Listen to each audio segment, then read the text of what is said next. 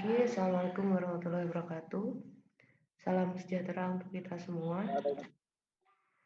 Ya, yang sudah bergabung silakan diaktifkan videonya. Kami menunggu teman-teman yang lain. Untuk hari ini kita akan belajar terkait populasi dan sampel. Dimatikan dulu ya mic-nya yang belum dimatikan. Nanti akan ada sesi tanya jawab. Silakan kalian, saya beri kesempatan untuk aktifkan mic-nya dan bertanya kepada saya jika tidak paham. Oke, baik. Sambil menunggu teman-teman yang lain, saya buka dulu untuk penjelasan materinya. Hari ini kita akan membahas terkait populasi dan sampel. Mungkin teman-teman sudah diberikan ya saat SMA. Sudah dapat belum materinya terkait populasi dan sampel ini?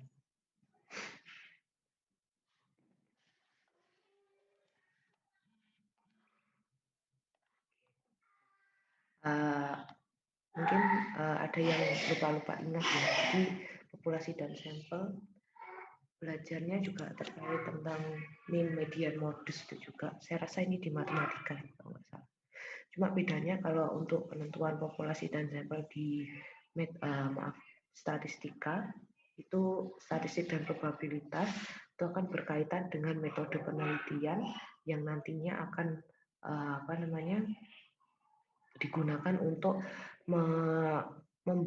mempermudah kita sebagai pelaksana peneliti, sebagai pelaksana dalam meneliti apa yang akan kita teliti nantinya gitu. Jadi jika banyak populasi nanti perlu disampelkan agar lebih mudah pelaksanaannya gitu ya.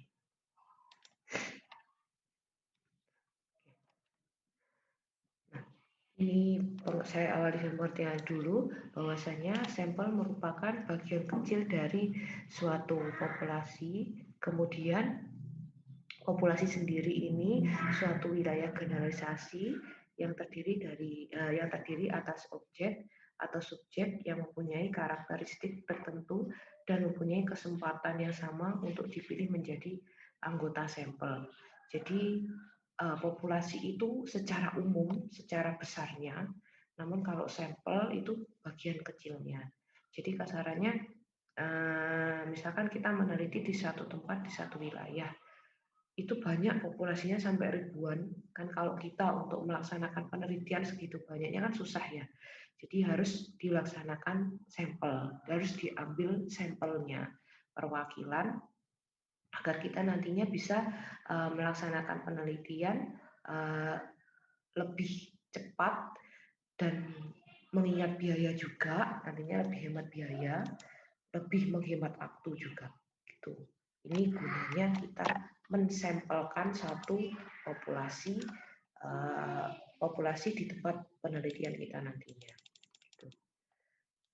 Nah, untuk populasi dan sampel sendiri, jika hitungannya itu jika jumlahnya itu besar, kita bisa menggunakan software namanya SPSS untuk menghitungnya. Namun jika jumlahnya tidak terlalu besar, bisa digunakan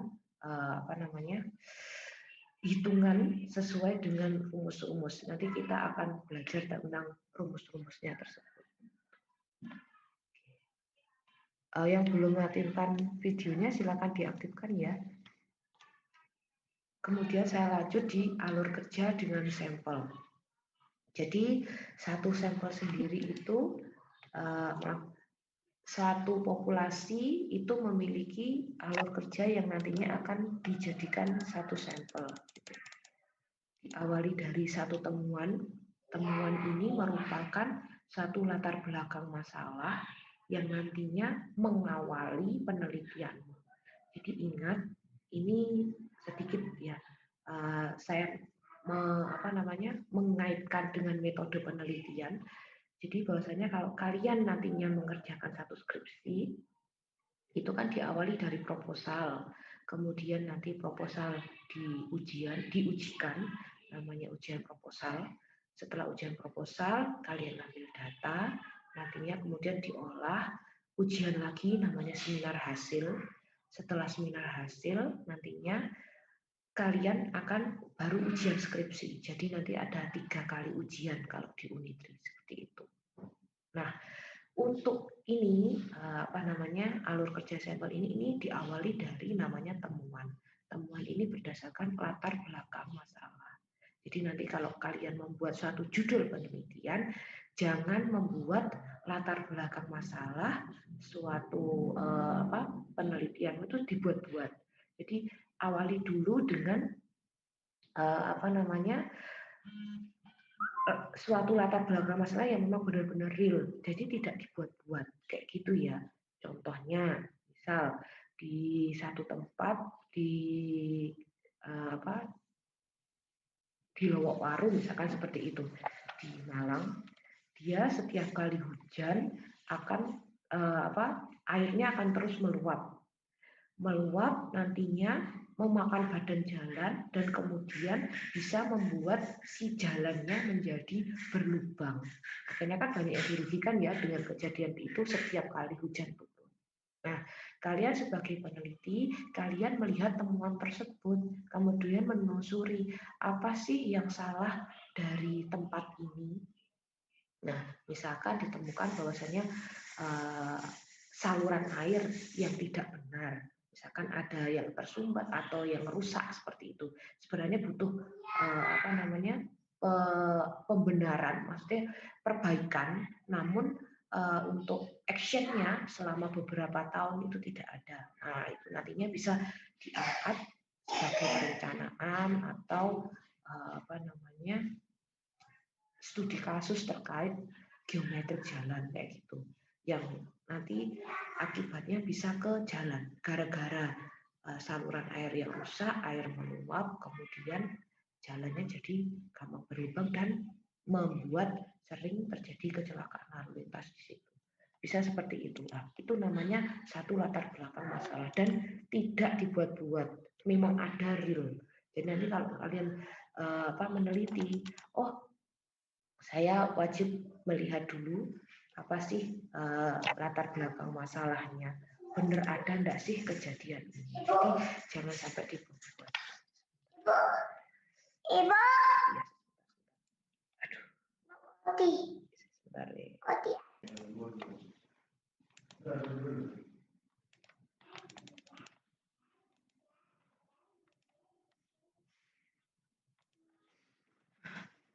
Saya lanjutkan, saya tadi diganggu sama anak saya. Oke. Nah, balik lagi ke temuan ya, latar belakang masalah. Nah, jadi temuan tersebut diawali dari latar belakang masalah yang memang real seperti contoh sudah saya kemukakan tadi. Nah, kemudian jika sudah ketemu satu latar belakang masalah tersebut, satu temuan tersebut, kemudian kalian menentukan nanti kriteria apa yang akan saya gunakan untuk mengukur, untuk memberikan obat kepada tempat yang saya temukan kekurangannya ini, gitu. Jadi kalau kalian melaksanakan penelitian ini, contohnya gini, kalian sebagai dokter ke tempat yang endemik penyakit, kemudian kalian membawa obat, jadi dicoba-coba obatnya tersebut bisa membantu enggak, ada perubahan enggak nantinya jika kalian aplikatif obat tersebut. Nah, obat ini namanya variabel. Jadi makanya teman-teman ini nantinya wajib mix and match variabel agar suatu penelitian yang kalian yang kalian angkat itu nantinya lebih bermakna dan nantinya bisa digunakan diaplikasikan ke tempat penelitianmu gitu. Nah, variabel-variabel ini itu nantinya butuh populasinya atau kemudian disampelkan untuk agar kita dapat melaksanakan penelitiannya lebih mudah gitu. Nah, kalau misalkan kayak tadi ya di tempat yang seringnya ya dimatikan dulu ya mic-nya ya. Jadi apa namanya, tempat seperti yang sudah saya kemukakan tadi. Nah, itu kita bisa mengambil sampelnya, itu bisa berupa apa namanya, data seperti kuesioner. Jadi kita sasarkan kuesionernya kepada pengguna jalan, dari kan banyak pengguna jalan ya. Terus kemudian kita cobalah sampelkan agar tidak semua yang dapatkan nanti ke society kita yang melaksanakan penelitian. Jadi kita sampelkan sekian puluh orang atau sekian ratus orang, kita tanyai pakai metode apa namanya, wawancara misalkan seperti itu. Bisa pokoknya diawali dari populasi, kita harus tahu populasinya, kemudian kita sampelkan gitu. Oh iya, yang videonya belum aktif silakan diaktifkan ya. Kemudian mic-nya dimatikan dulu. Nah, kenapa sih kita wajib menggunakan sampel daripada hanya menggunakan populasi? Nah, ini data yang dipergunakan dalam satu penelitian itu belum tentu merupakan keseluruhan dari satu populasi. Sebab pasti ada beberapa kendala. Jadi memang sudah apa namanya, sudah ada buku acuannya, ada teorinya. Sampel itu dibutuhkan karena mengingat dari kendala biaya, yang jelas kendala waktu, kendala tenaga, kemudian populasi yang tidak terdefinisikan, dan yang terakhir untuk mengatasi masalah dalam pemakaian data yang mengalami kendala. Nah, ini jadi perlu disampelkan. Jadi biaya yang jelas, biaya teman-teman jika melaksanakan penelitian itu kan harus melihat apa namanya,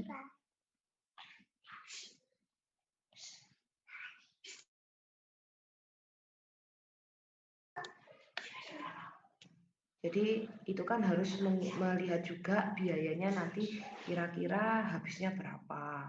Kemudian kadang pelaksanaan penelitian itu kita perlu namanya bantuan dari orang. Ada yang seperti itu. Jadi kita juga harus memikirkan apa namanya, seenggaknya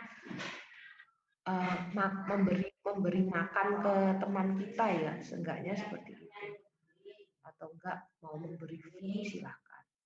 Kemudian kendala waktu. Penelitian pasti ada batas waktunya. Penelitian pasti ada batas waktunya, jadi teman-teman juga harus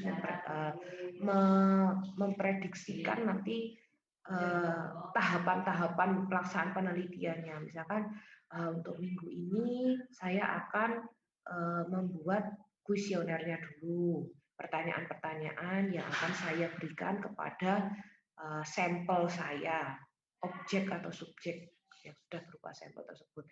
Nah, kemudian di minggu kedua nanti saya akan menanyai objek tersebut gitu.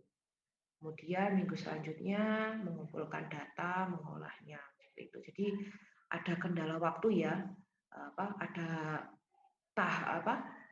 rentangan waktu. Jadi harus selesai dan harus ada jangka waktunya. Soalnya kalau terlalu lama meneliti itu juga akan tidak baik juga, sebab penelitian itu dituntut novelty. Novelty itu harus ada keterbaruan. Nanti kalau kita terlalu lama mengambil data, jangan-jangan variabel yang kita angkat itu sudah diambil orang lain, kan jadi agak susah nantinya. Kemudian kendala tenaga, ini berkaitan juga dengan biaya ya. Jadi tenaga itu kita juga harus memikirkan juga, kadang cari orang untuk membantu itu agak susah.